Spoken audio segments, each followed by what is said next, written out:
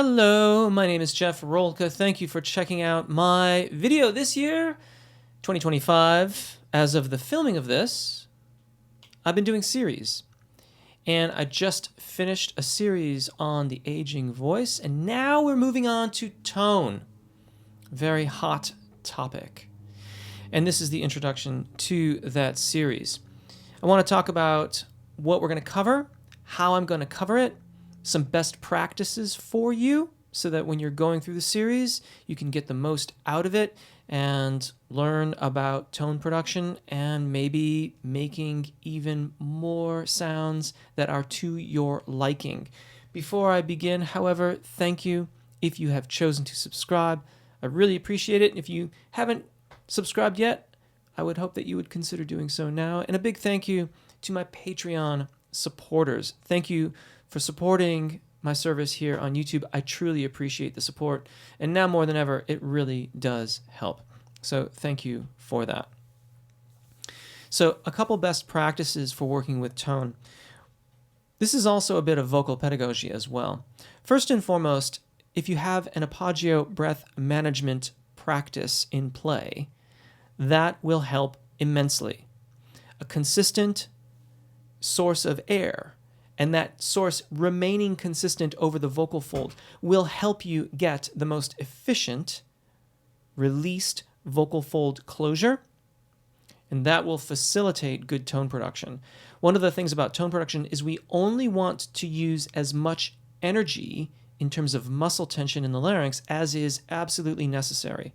And if you do not have an arpeggio breath management practice in play, then you are almost certainly using more muscle tension than is strictly speaking necessary. So that's going to rob you a little bit of tone, color, resonance, etc. Higher up, it can also create intonation problems. We're not going to really go into arpeggio that much. There's plenty of other videos on my channel.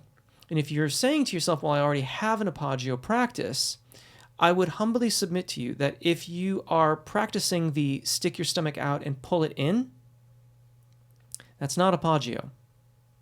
So perhaps explore it on my channel a little bit or on other trusted vocal channels, but get an arpeggio breath management practice happening.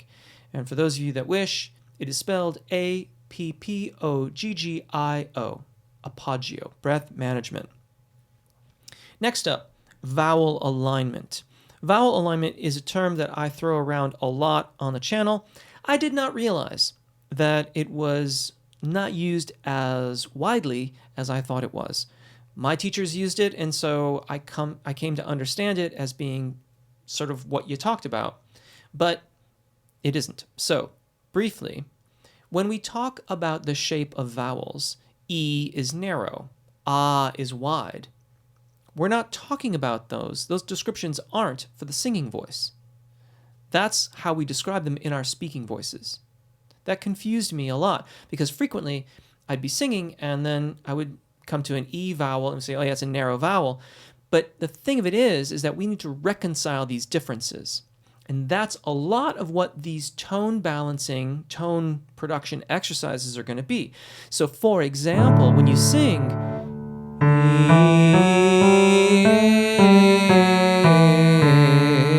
I can sing E to A very seamlessly. If I sang that with the shapes as they are described, E being narrow, A being like a little bit more open,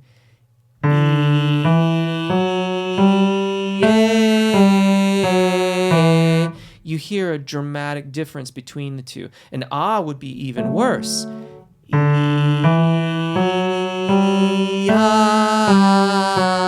Right? And yes, I'm exaggerating. So, you know, if you're making a good faith effort, it's probably not going to turn out like that. But it's important to realize that the descriptions, narrow, wide, that's in relationship to the speaking voice, not the singing voice. The singing voice, we want to reconcile those differences. So,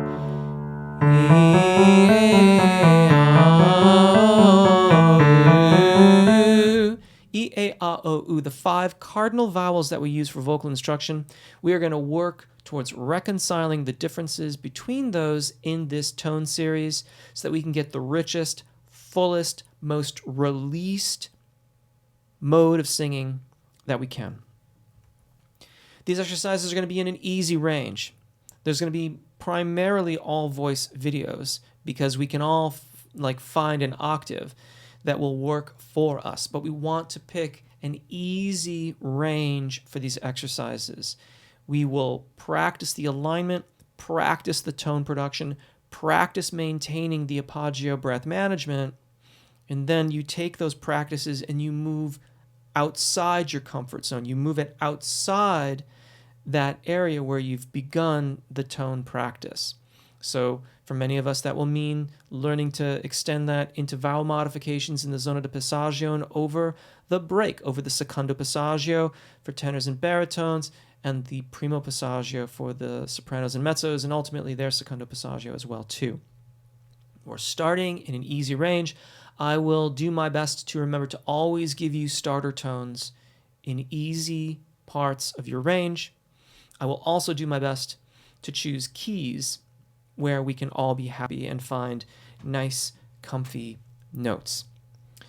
Finally, and perhaps most important, these are loosely based on messa di voce exercises. So a messa di voce exercise is one where you sing a single pitch and you make a slight increase over the duration, and then after getting to a comfortably mezzo forte plus place, sort of medium loudish place, then you begin a little decrescendo, getting a little softer, and then you release the pitch. You stop singing. Throughout the entirety of that practice, the goal is to keep the tone quality consistent, the intonation or being in or out of tune consistent. Now, ideally, you'd like to be in tune the whole time. So I suppose if you started out of tune and you got in tune, that would be better. That would be an acceptable change, I suppose. But generally speaking, you want it to be the same. So if you started, for example, like in its purest form,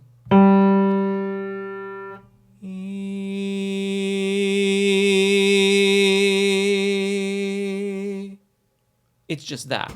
I tend to dress it up a little bit to make it more fun, so I'll play chords and things like that, and I'll sub in other vowels, and we'll go through different vowels. But that's the idea of the messa di voce.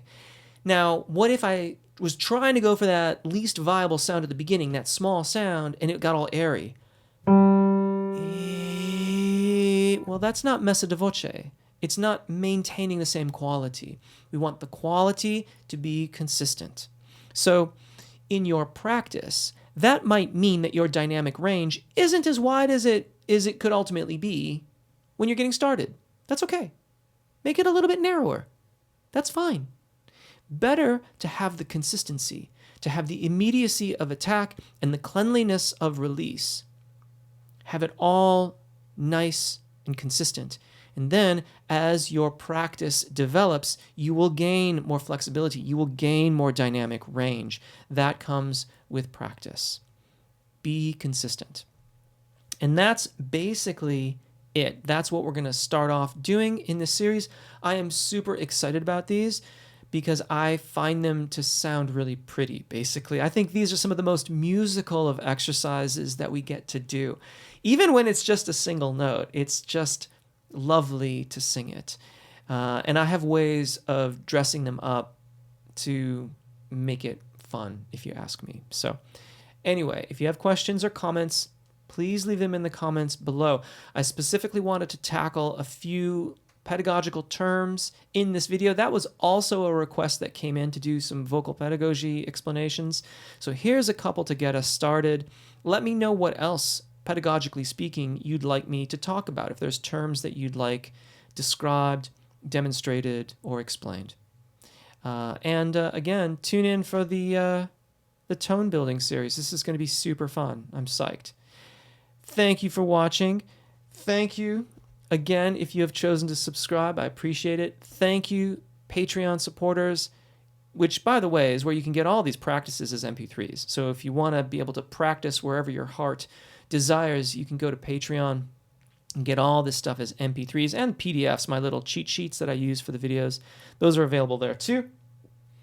And finally, I opened up memberships here on YouTube. So if you became a YouTube member, I really appreciate the support. Now, more than ever, your support truly helps me continue to serve the singing community. So thank you all very, very much for that.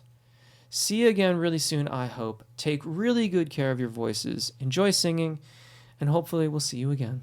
Bye.